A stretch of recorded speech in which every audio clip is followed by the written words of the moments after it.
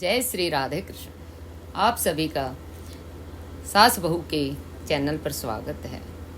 आज आप सुनेंगे आषाढ़ मास में योगिनी एकादशी की व्रत कथा। सभी को राधे राधे। बोल विष्णु भगवान की जय। बोल एकादशी मैया की जय। आषाढ़ मास के कृष्ण पक्ष की इस एकादशी को भगवान नारायण की पूजा आराधना की जाती है। श्री नारायण भगवान विष्णु का ही एक नाम है, अतः अन्य एकादशियों के समान ही भगवान विष्णु अथवा उनके लक्ष्मी नारायण रूप की पूजा आराधना करें और दान आदि की क्रियाएं पूर्ण करें। इस एकादशी का व्रत करने से संपूर्ण पापों का नाश होता है और पीपल का पेड़ काटने जैसे पाप तक भी मुक्त हो जाता है। किसी के दिए हुए श्राप तक का निवारण हो जाता है।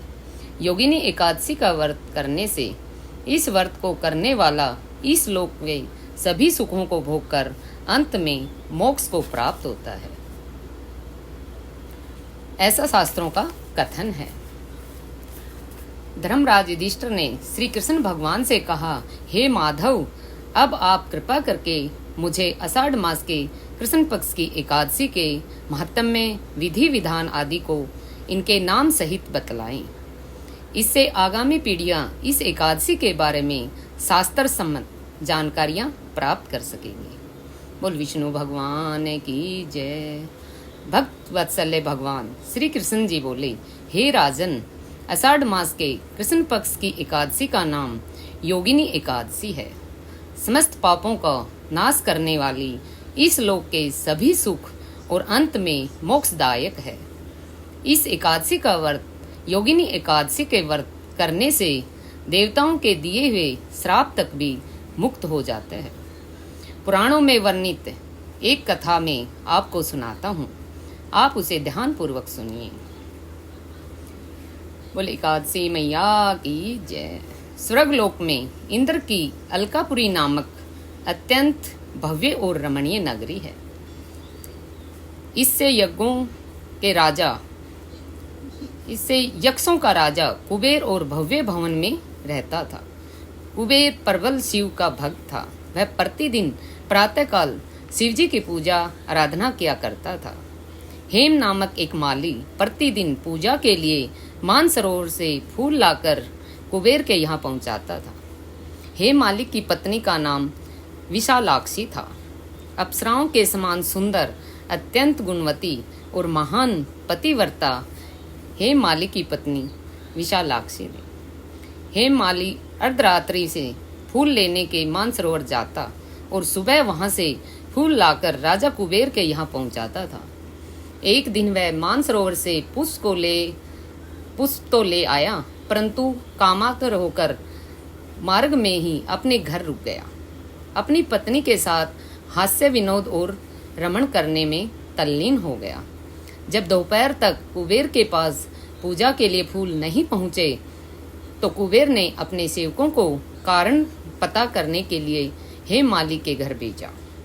सेवकों ने राजा कुबेर को आकर बताया कि वह पापी तो काम के वशीभूत होकर अपनी स्त्री के साथ हास्य विनोद तथा रमण करने में लगा है। यह सुनकर कुबेर ने क्रोधित होकर हेम माली को बुलाकर लाने की आज्ञा दी। हेम माली भय से कांपता हुआ कुबेर के सामने उपस्थित हुआ।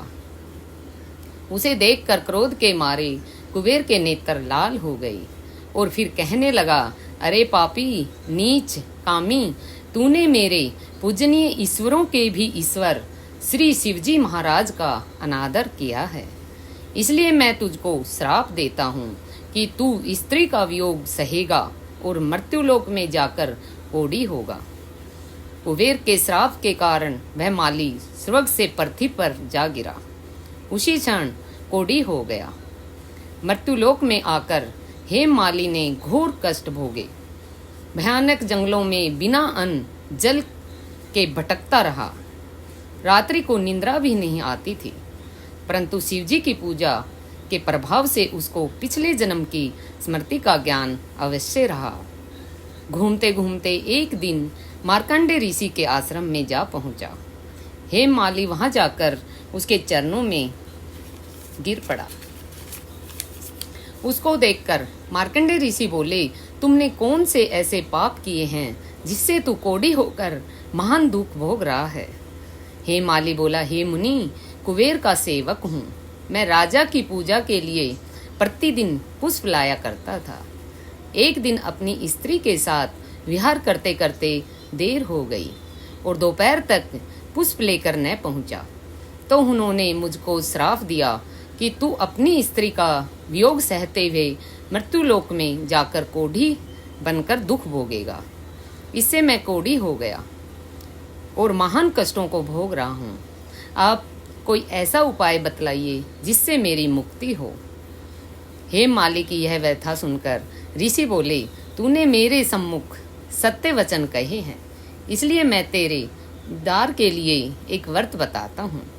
यदि तू आषाढ़ मास के कृष्ण पक्ष की योगिनी नामक एकादशी का विधि पूर्वक व्रत करेगा तो तेरे समस्त पाप नष्ट हो जाएंगे।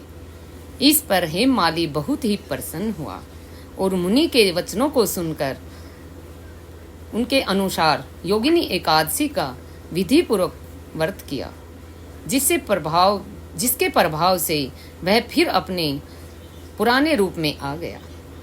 अलकापुरी पहुंचकर अपनी स्त्री के साथ आनंद पूर्वक रहने लगा। हे राजन, इस योगिनी एकादशी की कथा पढ़ने वाला, सुनने वाला 88 सहस्त्र ब्राह्मणों के भोजन कराने के बराबर है, जबकि इसका व्रत करने पर तो समस्त पाप दूर होकर अंत में स्वर्ग की प्राप्ति होती है। बोल एकादशी मैया की जय, बोल विष्णु भगवान की जय।